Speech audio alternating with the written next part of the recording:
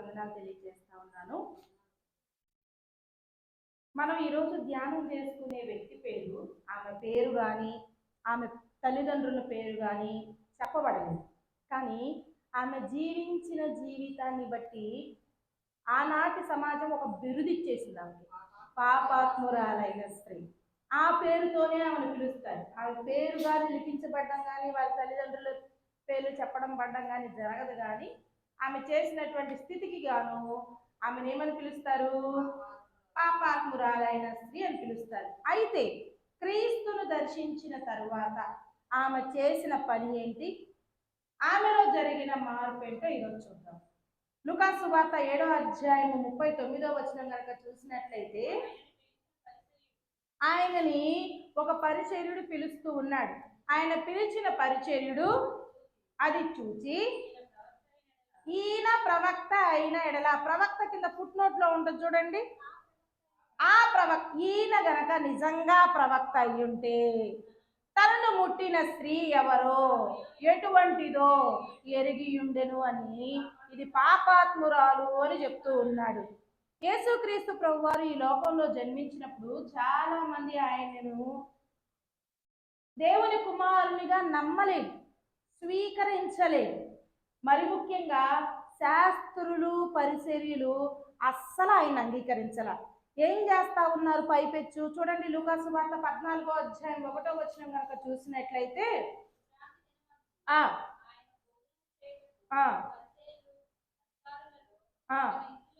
ఏంటి, పరిసర్యులు ఒక వాడి ఇంటికి వెళ్ళినప్పుడు ఆయన ఏమి చేయునో అని వారు ఆయనను కనిపెట్టుచున్నారు. ఎందుకంటే పరిసర్యులను మాత్రం ఆయన్ని నమ్మలేదు. పైపెచ్చు ఆయన్ను శోధించడానికి, ఆయన్ని ప్రశ్నలు వేయడానికి, ఈయన ఎక్కడ దొరుకుతాడా, ఎక్కడ పట్టుకుందామా అని చెప్పేసి ఏం చేస్తూ ఉంటారంటే వెతుకుతూ ఉంటారనమాట. అదేవిధంగా ఇక్కడ 7వ అధ్యాయం 36వ వచనంలో పరిసర్యులలో ఒకడు తనతో కూడా భోజనము చేయవలనని అడుగుతూ ఉన్నాడు. సరే, పిలిచారు కాబట్టి యేసు ప్రభువారు అతని ఇంటికి వెళ్ళి భోజన పంక్తిలో కూర్చున్నాడని, యేసు ప్రభువారు అతని ఇంటికి వస్తున్నాడు అని తెలిసినటువంటి ఒక పాపాత్మురాలైన స్త్రీ ఎవరి ఇంటికి వెళ్ళడానికి ధైర్యం చేస్తా ఉంది? పరిసయ్యుడు. పరిసయ్యుడు అంటే ఎవరు? సీమోన్. అవును, పరిసయ్యుడి పేరు ఇక్కడ రాయబడి ఉన్నది. ఆ పరిసయ్యుడి పేరు ఏంటంటే సీమోన్. ఈ పరిసయ్యులు ఎవరు అసలు? ధర్మశాస్త్రమును ఎరిగిన వారు, అంటే పాత నిబంధనని బాగా క్షుణ్ణంగా తెలుసుకొనిన వారు. అందుకని ఏం చేస్తా ఉన్నారు? ఆయన మందు తప్పులు ఎతుకుతూ ఉన్నారు. అలాంటి ఒక పరిసయ్యుని ఇంటికి ఏం పేరు? పాపాత్మురాలు అనబడినటువంటి స్త్రీ ఏం చేస్తా ఉంది? వెళ్తా ఉంది. అంటే ఆమె ఎంత ధైర్యం చేసిందో కదా. మనకి తెలుసు, పాత నిబంధన గ్రంథంలో పాపంలో పట్టబడిన స్త్రీని ఏం చేయాలి? రాళ్లతో కొట్టి. ఆ భయము ఉండి కూడా ఎందుకు వెళ్ళింది? చూడండి, మొదటిగా చూసినట్లయితే క్రీస్తు చెంత చేరి ఆయన వెనక నిలబడినట్లుగా చూస్తాం. చూడండి, లూకా సువార్త 7వ అధ్యాయము 37, 38 వచనాలు ఒకసారి చదువుతాం. ఆ ఊరిలో ఉన్న పాపాత్మురాలైనటువంటి ఒక స్త్రీ యేసు పరిసయ్యుని ఇంట భోజనములకు కూర్చున్నాడని తెలిసి ఒక బుట్టెలో అక్కర తీసుకొని బయలుదేరింది. వెనుక తట్టు ఆయన పాదముల యొద్ద నిలవబడింది. చాలు. ఇక్కడ మనం గమనించాల్సింది ఏమిటంటే, ఆమె పేరుగును మరుగుపరిచి పాపాత్మురాలైన స్త్రీగా స్థిరపడిపోయింది. ఈమె యేసు ప్రభువారి గురించి విన్నది. ఏమని విన్నది? ఈయన నిజంగా దేవుడని నమ్మింది. లోకానికి రాబోయే మెస్సయ్య ఈయనే అని గుర్తించింది. అది కాకుండా పాపులను రక్షించుటకు అధికారం ఆయనకు ఉంది. ఎందుకంటే ఆయన లోక రక్షకుడని గ్రహించింది. కాబట్టి తన పాపాలను క్షమించి, తనకుంది కదా పేరు, ఒక పేరు, ఆ పేరును తీసివేయగలిగిన వాడు ఈయనే అని విశ్వసించింది. కాబట్టి కానీ ధైర్యం, పరిసయ్యుని ఇంటికి రావడానికి ధైర్యం చేసింది, కానీ ఆయన ఎదురు పడడానికి ధైర్యం చేయలేకపోయింది. ఎందుకంటే అందుకని వెనక తట్టు నిలబడి చేస్తా ఉంది, చూస్తా ఉంది. పరిచర్య అత్తరు, విలువైన అత్తరును తీసుకొని వెళ్తా ఉంది. ఎందుకు? ఆ పాప స్థితిని పవిత్రంగా మార్చుకోవడానికి, ఆ కంపు కొట్టే జీవితాన్ని సువాసన భరితంగా మార్చుకోవాలనే ఉద్దేశంతో అత్తర్ని తీసుకొని వెళ్తున్నట్లుగా మనం ఇక్కడ చూస్తూ ఉన్నాం. ఆయన ఆశ్రయించింది, ఆమె పాప జీవితాన్ని ఏం చేసుకుంది? పవిత్ర జీవితంగా మార్చుకుంది. నేడు పాప స్థితిని గురించి క్రీస్తు పాదాలకు చెంత చేరి మన జీవితాలను మార్చుకునే వారంగా ఉండాలని దేవుని యొక్క ఆశ. అలాంటి వారి జీవితము ధన్యకరమవుతుందని దేవుని యొక్క వాక్యం తెలియజేస్తా ఉంది. ఒకవేళ పాప భారంతో ఉన్నావా? ఏమంటున్నాడు ఆయన? మత్తయి సువార్త 11:28 ప్రయాసపడి భారము మోస్తున్న సమస్త జనులారా నా యొద్దకు రండి, నేనేం చేస్తాను? నీకు విశ్రాంతి చేస్తాను. అది పాప భారమే గాని, అస్వస్థతయే గాని, ఏదైనా సరే ఆయన పాదముల యొద్ద చేరితే ఆయన ఏం చేస్తానంటున్నాడు? విశ్రాంతిని కలుగు చేస్తాను అంటున్నాడు. అంటే నెమ్మదిని దయచేస్తానని దేవుని యొక్క వాక్యం తెలియజేస్తా ఉంది. అలా గోజాడి ఆయన పాదముల యొద్ద పడిన వారు ఎవరైనా ఉన్నారా? ఎవరున్నారు? అన్న ఆయన పాదముల మీద పడిన, ఆయన సన్నిధిలో హృదయాన్ని కుమ్మరించుకుంది అన్న. ఆయన పాదముల మీద పడిన వారు ఎవరైనా ఉన్నారా?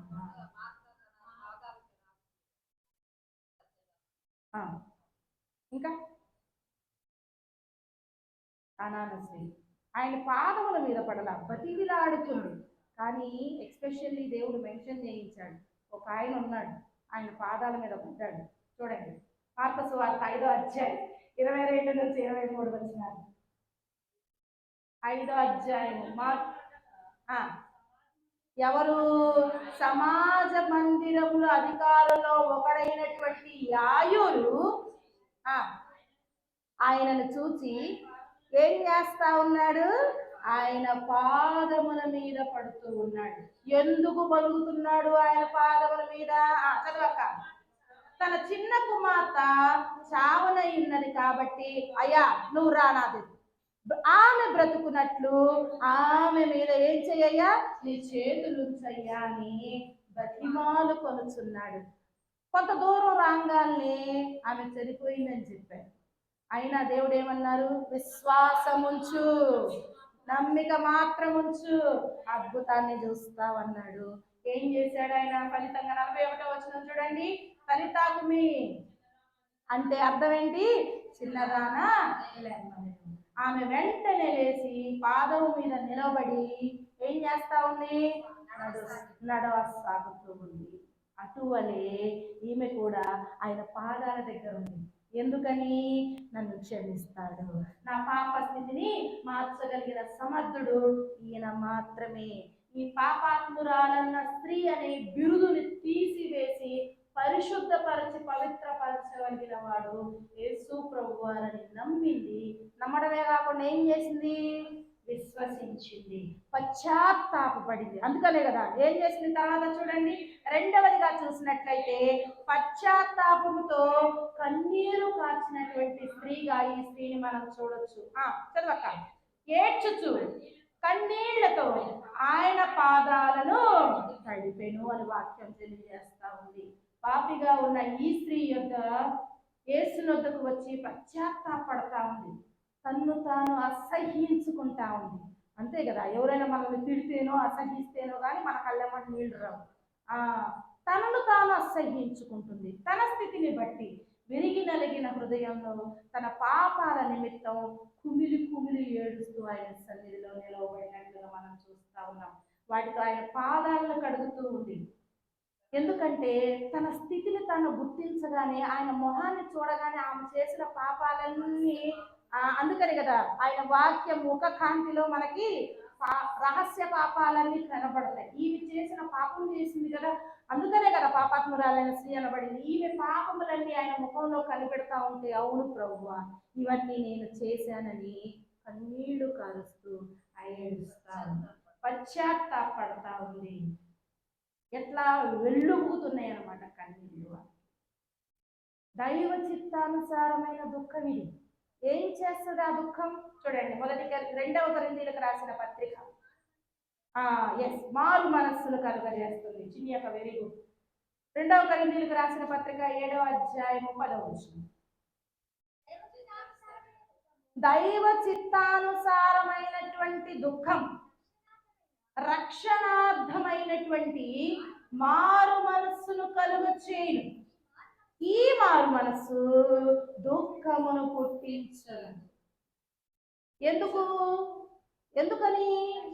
రక్షణ వచ్చి ఉన్నది. కానీ లోక సంబంధమైన దుఃఖము, అయితే లోక సంబంధమైన దుఃఖము మరణమును కలుగజేస్తుంది. మరి మనం ఏ దుఃఖం కలిగి ఉన్నాం? లోక దుఃఖాన్ని కలిగి ఉన్నామా? దైవ చిత్తానుసారంగా దేవుని యుద్ధ దుఃఖిస్తున్నామా? మనకు కావాల్సింది, దేవుడు అడుగుతున్నది ఏంటంటే దైవ చిత్తానుసారమైన దుఃఖం కలిగి ఉండాలి. అది మారు మనస్సును కలిగిస్తుంది. కానీ లోక సంబంధమైన దుఃఖం ఏం చేస్తుంది? మరణం. అంటే ఆ దుఃఖమేమో పరలోకానికి నడిపిస్తుంది, ఈ దుఃఖమేమో నరకానికి నడిపిస్తుంది. లోక సంబంధమైన దుఃఖం ఏమై ఉంటుంది? శరీరాశ, నేత్రాశ, లోకం, జీవకుటంబం. వీటిని బట్టి వచ్చే దుఃఖం ఏంటి?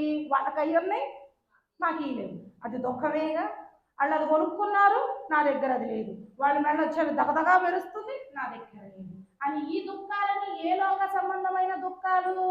ఈ లోక సంబంధమైన దుఃఖాలు. వాటి వల్ల ఏం కలుగును? మరణము కలుగును అని దేవుని యొక్క వాక్యం తెలియజేస్తుంది.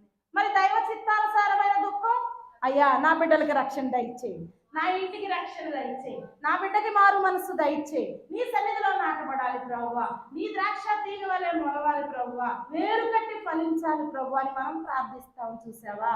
అది దైవ చిత్తానుసారమైన దుఃఖం. ఆ దుఃఖం ఏం చేస్తుంది? రక్షణను మారు మనసును దయచేస్తుంది. ఆ దుఃఖం మళ్ళీ మనకు రాదు, పుట్టించదు. ఎందుకంటే మారు మనస్సు మారిపోతుంది. అందుకే కీర్తనకారుడు అంటాడు, చూడండి 34వ అధ్యాయం 18వ వచనంలో, విరిగిన హృదయం గలవారికి యెహోవా ఎలా ఉంటాడంట? ఆసన్నుడు. ఏం చేస్తాడు ఆయన? ఆసన్నుడుగా ఉండి నలిగిన మనస్సు గలవారిని ఆయన రక్షిస్తాడు అంటుంది. విరిగిన మనస్సు గలవారిని అంటే హృదయం కలిగిన వారిని అంటే, అయా నేను పాపము చేశాను ప్రభువా అయా అని ఎవరైతే ఆయన సన్నిధిలో హృదయపూర్వకంగా విరిగి నలిగి వస్తారో ఆయన ఆసన్నుడుగా ఉంటాడు. ఆ విధంగా ఎవరైతే తన మనసును నలగొట్టుకొని ఆయన సన్నిధిలో నిలవబడతారో ఆయన ఏం చేస్తారని చెప్తుంది దేవుని యొక్క వాక్యం? రక్షిస్తాడు అని దేవుని యొక్క వాక్యం చెప్తుంది. అందును బట్టే కదా దావీదు ప్రార్థన చేస్తా ఉంటాడు. కీర్తనలు 51:1-10 మనం గమనిస్తా ఉంటే, నా అతిక్రమములను తుడిచివేయ్యా, నా దోషాన్ని కడిగివేయ్యా, నేను పాపంలోనే పుట్టాను ప్రభువా, పాపంలోనే నా తల్లి నన్ను గర్భం ధరించిందయ్యా, అయ్యా నన్ను సోపుతో నన్ను కడుగు ప్రభువా, నా పాపాలన్నిటిని పరిహరించు ప్రభువా, హిమము కంటే తెల్లగా మార్చయ్యా అని ఏం చేస్తా ఉన్నాడు? విరిగి నలిగిన హృదయంతో దావీదు ఆయన్ను వేడుకుంటూ ఉన్నాడు. అదే రీతిగా ఈమె కూడా ఏం చేస్తా ఉంది? పశ్చాత్తాపురాలై కన్నీరు కారుస్తా ఉంది. ఆయన చూసే ధైర్యం కూడా లేకుండా. మనకి తెలుసు కదా, శాస్త్రి పరిసయ్యుడు, ఇంకా ఎవరు? సుంకరి. పరిసయ్యుడు సుంకరి ప్రార్థన మనకు తెలుసు. పరిసయ్యుడు వాడిలాగా నేను ఉండలేదయ్యా, నేను ఇన్ని రోజులు ఉపవాసం ఉన్నానయ్యా. చదువు ఒకసారి చెప్పనా? పరిసయ్యుడు చదువు ఒక పరిసయ్యుడు నిలవబడి, దేవా నేను చోరుడుగా ఉండలేదయ్యా, వ్యభిచారులనైనా ఈ ఇతరుల మనుషుల్లాగా, ఈ సుంకరిలాగా నేను ఉండలేదయ్యా. అసలు ఈయన కృతజ్ఞతలో న్యాయం ఉందా? ఏమంటున్నాడు? ఈ మనుషుల్లాగా నేను కాదు. ఎవరి గురించి ప్రార్థన చేసుకోవాలి? వారికి సహాయం గురించి చేయాలి, మనల్ని మనం ఒప్పుకుంటా ప్రార్థన చేయాలి. అవునా కాదా అని అంటున్నాడు. ఇంకా ఏమంటున్నాడు? నేను వారానికి 2 సార్లు ఉపవాసం ఉంటున్నా, నా సంపాదన అంతట్లో 10వ భాగాన్ని ఇస్తున్నా అని ప్రార్థిస్తా ఉన్నాడు. కానీ సుంకర్ ఏం చేస్తా ఉన్నాడు? దూరంగా నిలవబడ్డాడు. ఆయన వైపు చూడడానికి కూడా అతనికి ధైర్యము లేక గలారుస్తున్నాడు. ఎవరు నీతిమంతుడుగా తీర్చబడి ఉన్నాడు? సుంకరి. అందుకని ఈమె కూడా ఆయన దగ్గర దాకా వెళ్ళే ధైర్యాన్ని చేయలేక ఆయన పాదాల దగ్గర నిలబడి ఆయన మొహాన్ని చూడలేక ఏం చేస్తా ఉందయ్యా, నేను పాపినయ్యా, నన్ను క్షమించయ్యా, నన్ను కరుణించయ్యా అని ఈ సుంకరి వలె ప్రార్థన చేస్తూ కన్నీరు కారుస్తున్నట్లుగా మనం చూస్తా ఉన్నాం. మూడవదిగా చూసినట్లయితే యేసు పాదాలను తుడుస్తుంది, ముద్దు పెట్టుకుంటా ఉంది. 7:38 చదువుక. తల వెంట్రుకలతో తుడిచి ఆయన పాదములను ముద్దు పెట్టుకొని ఆ అత్తరును వాటికి పూసెను అని రాయబడి ఉంది. ఇక్కడ మనం చూసినట్లయితే కన్నీళ్ళు కార్చడం ఒక ఎత్తు. ఇక్కడ మనకి 3 విషయాలు కనిపిస్తా ఉన్నాయి.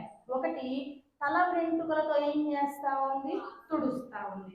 రెండవది, పాదములను ముద్దు పెట్టుకుంటా ఉంది. మూడవది కనుక గమనించినట్లయితే అత్తరును పూస్తుంది. ఇక్కడ మనం తెలుసుకోవాల్సింది, తల వెంట్రుకలకు దేనికి సాదృశ్యం? ఘనతకు సాదృశ్యం. ఆమె ఘనతని, ఆయన ఘనతని ఆయన సన్నిధిలో పెట్టేసి ఆమె ఘనత ఇదే కదా మనకి ఆడవాళ్ళకి అలంకారం ఏదైనా సరే అది. అలాంటి అలంకారాన్ని ఏం చేస్తా ఉంది? ఆయన పాదముల యొద్ద సమర్పించుకుంటా ఉంది. ఏం చేస్తా ఉంది? తుడుస్తూ ఉంది, తడుపుతూ ఉంది. తుడుచుట దేనికి సాదృశ్యం? పశ్చాత్తాపానికి. మరకబట్టి ఏం చేస్తాం? తుడిచేస్తాం కదా, శుభ్రపరుస్తాం, పరిశుద్ధపరుచుకుంటుంది. ఇంకా ఏం చేస్తా ఉంది? తడుపుతూ ఉంది, కన్నీళ్లతో తడుపుతుంది కదా. తడుపుతం సమర్పించడానికి సాదృశ్యం. తన హృదయాన్ని దేవునికి సమర్పించేసుకుంది. చివరిగా ఏం చేస్తా ఉంది? పాదాలని ముద్దు పెట్టుకుంటుంది. ముద్దు ప్రేమకి, తగ్గింపుకు సాదృశ్యం. ఈ మనకి తెలుసు, మనం నేర్చుకున్నాం. రూతు, నయోమి, ఓర్ప దొంగ ముద్దు పెట్టుకొని వెళ్ళిపోయింది. కానీ ఈమె ముద్దు ఏం చేస్తా ఉంది? తన జీవితాన్ని మార్చేసుకునే స్థితికి ఆమెను తీసుకొచ్చినట్లుగా చూస్తా ఉన్నాం. ఈ స్త్రీ తన అంతరంగంలో ఉన్న ఆవేదనను తన క్రియల ద్వారా బయటపరుస్తా ఉంది. అందుకని కదా దేవుడు అంటాడు, క్రియలు లేని విశ్వాసము మృతం. అనుకున్నంతగాని తప్పిపోయిన కుమారుడు అనుకుంటే సరిపోయిద్ది. అక్కడ కూర్చొని ఏం చేశాడు? లేచి బయలుదేరి వచ్చాడు. దూరంగా చూసిన తండ్రి తన్ని చేర్చుకున్నాడు. అదేవిధంగా ఈమె విశ్వసించిన దాన్ని క్రియల ద్వారా తెలియచేస్తా ఉంది. కానీ ఇప్పుడున్నటువంటి కాలంలో వాళ్ళు దేవుని భక్తితో కాదు, ముఖస్థుతితో ఆరాధిస్తాం. పెదవుల భక్తి ఎక్కువైపోయింది. కానీ దేవుడికి ఆయన హృదయ ఆంతరింగ్యాలు తెలిసిన దేవుడు. ఆయన హృదయంతో దేవుని ఆరాధించాలని, నీ యొక్క పూర్ణ హృదయంతో దేవుణ్ణి ప్రేమించాలని ఆయన కోరుకుంటున్నాడు. అందుకే కీర్తనకారుడు అంటాడు చూడండి, 36:12 36:1-2 భక్తిహీనుల హృదయంలో అతిక్రమము ఎలా ఉందంట? ఏంటిది? అతిక్రమం ఎలా కనిపిస్తుందంట? దైవ భక్తి వలె వాళ్ళు చేసేది అతిక్రమము. ఇంకా మీరు ఎక్స్ప్లెయిన్ చేసుకోండి. నెక్స్ట్, వారి దృష్టి ఎదుట వాళ్ళకి ఏమి లేదంట? భయము లేదు. ఎవరి భయం లేదు? దేవుని భయం అసలు బొత్తిగా లేదు. వారి దోషము బయలుపడి అసహ్యంగా కనబడు వరకు అది వారి దృష్టి ఎదుట వారి ముఖస్థుతి చేయొచ్చు. అంటే అర్థం ఏంటి? ఈ పదాన్నంత చిన్న మాటలో చెప్పాలి అంటే ఏమని చెప్తారు చెప్పండి? నామకార్థం. ఒక సామెత కూడా ఉందక్క, దొరికినంత మటుకి దొరక్కుంటే దొర, దొరికితే దొంగ. దొరకనంత మటుకి వాడెవడు? దొరే. దొరికితే కానీ తెలియదు. వీళ్ళ పాపాలు కూడా బయటపడేదాకా వాళ్ళకి ముఖస్థుతి బాగానే ఉంటది. పాపం బయటపడిన తర్వాత కానీ అదే మొన్న అనుకున్నాం కదా, జీవము గల దేవుని హస్తములో పడుట బహు భయంకరము అని. కాబట్టి దేవుని వాక్యం ఏమి తెలియజేస్తా ఉంది అంటే, అంటే ఆల్రెడీ అక్కడే ఉన్నావా? 12వ అధ్యాయం 1వ వచనం చూడండి. కీర్తనకారం, యెహోవా నన్ను రక్షించయ్యా. దావీదు అంటున్నాడు తండ్రితో, యెహోవా నన్ను రక్షించు ప్రభువా. భక్తి కలిగిన వారు లేకపోయారు. చదువక్క. విశ్వాసము నరులలో ఉండకుండా గతించిపోయింది ప్రభువా, నన్ను రక్షించు ప్రభువా. ఎందుకని ఇంత వేదనతో దావీదు అడుగుతున్నాడంటే 2వ వచనం చూడండి. ఏం చేస్తున్నారయ్యా వీళ్ళు? ఒకరితో ఒకరు అబద్ధాలు ఆడుతా ఉన్నారు. మోసకరమైన మనస్సు గలవారై ఇచ్చకములాడు పెదవులతో మాట్లాడుతూ ఉన్నారు. నోరు తెరిస్తే అబద్ధమే, నోరు తెరిస్తే మోసపు మాటలే. మోసకరమైన మనస్సు గలవారే. ఏంటి మోసకరమైన మాట కూడా అట్లా ఏమంటున్నాడు? మోసకరమైన మనస్సు గలవారే ఏం చేస్తా ఉన్నారు? ఇచ్చకములాడు పెదవులతో పలుకుతూ ఉన్నారు. అదే విధంగా పలుకుతున్నాడు ఈ పరిసర్యుడు. ఏమని పలుకుతున్నాడు? మనం చూసా కదా 7వ అధ్యాయం 39వ వచనంలో. ఈయన ప్రవక్త అయితే ఆయన పట్టుకుని తను ముట్టిన ఈ స్త్రీ ఎటువంటిదో ఎరిగి ఉండును అని తనలో తాను అనుకుంటూ ఉన్నాడు. కానీ హృదయాంతరింద్రియములు తెలిసిన దేవునికి అసాధ్యమా? ఆయన గుర్తించేశాడు, ఆయన ఎరిగాడు. ఈ స్త్రీ ఎంత పశ్చాత్తాపం కలిగి దేవుని సన్నిధిలో ఆయన దగ్గర నిలవబడి ఒకరి దేవుని సన్నిధి వస్తుంది. ఆయన ఉంటే ఆయన సన్నిధే కదా, అందుకని ఆయన కాళ్ళు కడిగిందో ఆయన గ్రహించాడు. అదే విధంగా పరిసర్యుడు ఏం ఆలోచిస్తున్నాడో ఆయన గ్రహించాడు. పరిసర్యుడికి ఒక మాట చెప్పాలనుకున్నాడు ఆయన. ఏమని చూడండి. 4వదిగా చూస్తే క్రీస్తుని విస్తారంగా ప్రేమించినటువంటి స్త్రీ ఈమె. 47వ వచనం చదువక్క. 7వ అధ్యాయం. ఆమె విస్తారంగా ప్రేమించింది గనుక ఆమె యొక్క విస్తారమైనటువంటి పాపములు క్షమించబడ్డాయి అని చెప్తున్నాడు. ఈమె క్రీస్తు ద్వారా మాత్రమే తన పాప జీవితం మారుతుంది అని నమ్మిన వచ్చింది. సీమోను కంటే ఏం చేయబడింది? అధికంగా క్రీస్తుని ప్రేమించింది. అందుకే ప్రభు ఒక ఎగ్జాంపుల్ చెప్తున్నాడు 42వ వచనంలో. 500 దేనారాలు తీసుకున్నవాడు ఒకడున్నాడు, 50 దేనారాలు తీసుకున్నవాడు ఒకడున్నాడు. అయితే వాళ్ళు పాపం అప్పు తీర్చలేకపోయారు. అందుకని ఏం చేశారు? దేవుని దగ్గరికి వచ్చి క్షమించయ్యా అని అడిగారు. అడిగితే ఇద్దరిని దేవుడు క్షమించాడు. అయితే ఇప్పుడు పరిసర్యుడికి దేవుడు ఒక ప్రశ్న వేస్తా ఉన్నాడు. 43వ వచనం చదువు ఒకసారి. మీ అంటూ ఉన్నాడు కదా, కాబట్టి వీరిలో ఎక్కువ ఎవడు అతన్ని ప్రేమిస్తా ఉంటాడు అని అడిగితే సీమోన్ చెప్తూ ఉన్నాడు, అయ్యా ఎవరి డబ్బులైతే ఎక్కువగా క్షమించబడ్డాయో వాడే. ఎందుకని ఎక్కువగా క్షమించిన వాడు, ఎక్కువ ఉన్న డబ్బులు ఉన్నవాడు ప్రేమిస్తాడు? వీడి అన్ని 50 ఏముందిలే అనుకుంటాడు. కానీ అతని 500. కాబట్టి నా పాపాన్ని క్షమించాడు, నా అప్పును మన్నించాడని 50 దేనారముల కన్నా 500 దేనారములు అప్పున్నవాడు ఎక్కువగా ప్రేమిస్తాడు. అవును, నీవు చెప్పింది నిజమే. ఇప్పుడు చూడు, నువ్వు ఈ స్త్రీని చూస్తున్నావే, నేను నీ ఇంటికి వచ్చా, నీవు పాదాలకి నీళ్ళు ఇయ్యలేదు. ఈమె ఏం చేస్తా ఉంది? కన్నీళ్లతో పాదాలు తడిపి తలవెంట్రుకలతో తుడుస్తా ఉంది. నీవు నన్ను ముద్దు పెట్టుకోలా, కానీ నేను లోపలికి వచ్చిన మొదలు ఈమె నా పాదాలను ముద్దు పెట్టుకొనట మానలేదు.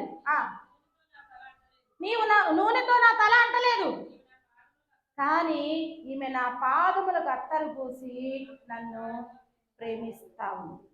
అందుకని ఏమన్నాడు? ఆమె విస్తారంగా ప్రేమించింది కాబట్టి ఆమె విస్తారమైనటువంటి పాపం. ఈయన చేసిన తప్పులు ఎన్నున్నాయడా? రామన్నాడంటే చెప్తున్నాడుగా, నీవు కాళ్ళు కడుక్కోవడానికి నీళ్ళు ఇయ్యలేదు, కానీ ఆమె ఇచ్చింది. ఇంకా ఏమంటున్నాడు? నీవు నన్ను ముద్దు పెట్టుకోలేదు, నూనెతో నా తల అంటలేదు. ఈ 3 ఉన్నాయి. ఈ 3 తప్పులు ఉన్నాయిగా.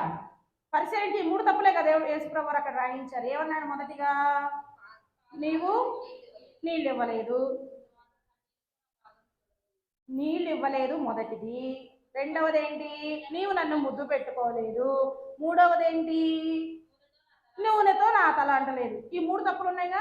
ఈ మూడు తప్పులు ఇట్ట పట్టుకొని ఆమె తప్పుని ఇట్ట చూపిస్తా ఉన్నాడు. ఆమె ఇట్ట చూపిస్తా ఉన్నాడు. కానీ ఎవరు చూశారు ఆ విషయాన్నంతా?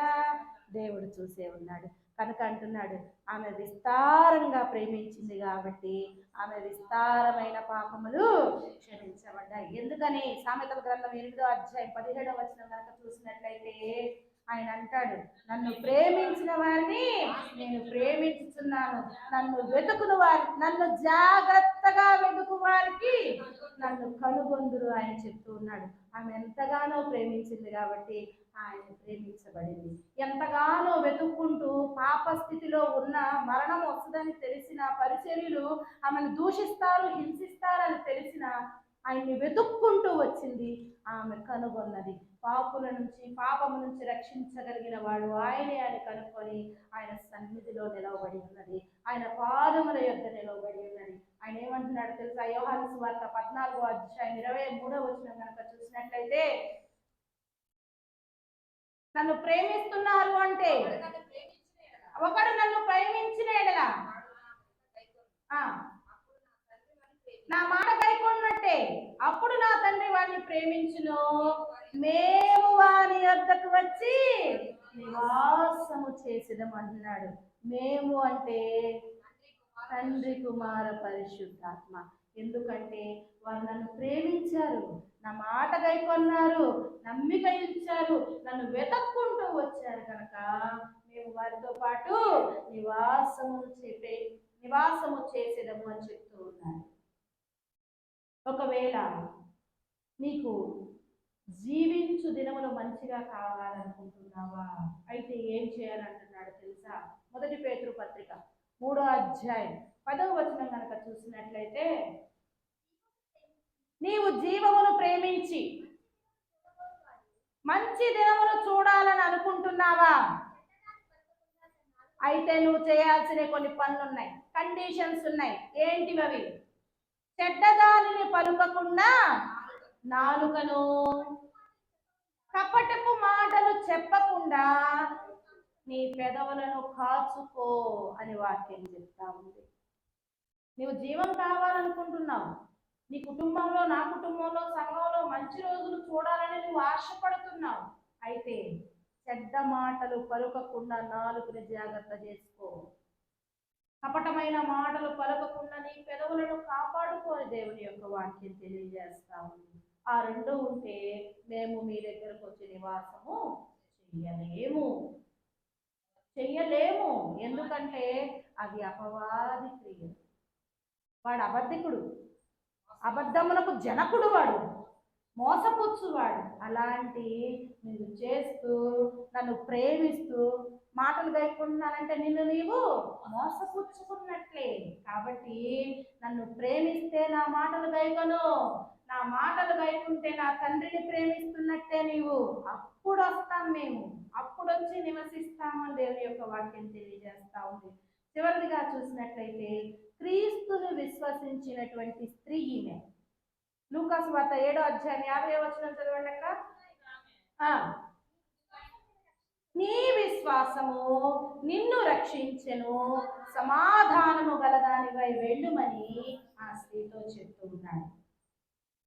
ఈమె క్రీస్తును ప్రేమించుట ద్వారా, ఆయన యందు విశ్వాసం ఉంచుట ద్వారా పాప క్షమాపణ పొందుకుంది.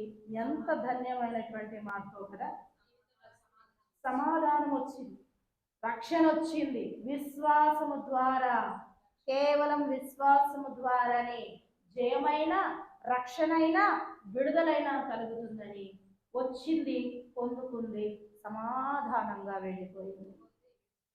ఒప్పుకుంది, విశ్వసించింది, వదిలిపెట్టింది, జయము పొందుకుంది, రక్షణ పొందుకుంది, సమాధానంగా వెళ్ళిపోయింది. యోహాను సువార్త 3వ అధ్యాయం 16వ వచనం చూడండి. దేవుడు లోకాన్ని ఎంతో ప్రేమించాడు, ఆయన తన అద్వితీయ కుమారునిగా విశ్వసించు ప్రతివాడును నశింపక నిత్య పొందును. అలాగే విశ్వాసం కలిగి జీవించాలి. అందుకే గల్తీయులకు రాసిన పత్రిక 3 అధ్యాయం 7వ వచనంలో దేవుని మాట తెలియజేస్తుంది, అట్లా నీవు విశ్వసిస్తే, ఆ విధంగా నీవు విశ్వాసం కలిగి ఉంటే, విశ్వాస సంబంధులే అబ్రహాము కుమారులని మీకు తెలియజేస్తా ఉన్నాను. విశ్వాసము కలిగి రక్షింపబడితేనే నీవు అబ్రహాము సంతతిగా చేర్చబడతావు. అబ్రహాము సంతతిగా చేర్చబడకపోతే ప్రయోజనం ఉండదు. అదేంటి? ఎఫెసీయులకు రాసిన పత్రిక 2వ అధ్యాయం 8వ వచనం కనుక చూసినట్లయితే, మీరు విశ్వాసము ద్వారా కృపచేతనే రక్షింపబడి ఉన్నారు. ఇది ఎవరి వలన కలిగినది? దేవుని వరము వలన కలిగినది. అందుకే దేవుడు అంటున్నాడు కొలస్సీయులకు రాసిన పత్రిక 1వ అధ్యాయం 23వ వచనంలో, మీరు విశ్వాసం వలన కృపచేతనే రక్షింపబడ్డారు, ఇది నా వరమే, కాబట్టి మీరు ఏం చేయాలి? పునాది మీద స్థిరంగా ఉండండి. మీరు వినినట్టు ఆకాశం క్రింద ఉన్న సమస్త సృష్టికి ప్రకటింపబడినట్టు ఈ సువార్త వలన కలిగినటువంటి నిరీక్షణ నుండి తొలగిపోక విశ్వాసమందు నిలిచి ఉండండి అని వాక్యం తెలియజేస్తా ఉంది. ఎలా ఉండాలి అంట? నిరీక్షణ నుండి తొలగిపోకూడదు. స్థిరమైన బండ. మనకు తెలుసు కదా, ఇల్లు కట్టిన వారు ఒకళ్ళు ఎక్కడ కట్టారు? బండ మీద కట్టాడు. ఒకడు ఎక్కడ కట్టాడు? ఇసుక మీద కట్టాడు. బండ మీద కట్టిన వాడి స్థితి ఏంటి? వర్షం వచ్చింది, వరదలు వచ్చినాయి, గాలి వచ్చింది, ఏదొచ్చినా ఎలా ఉన్నాడు?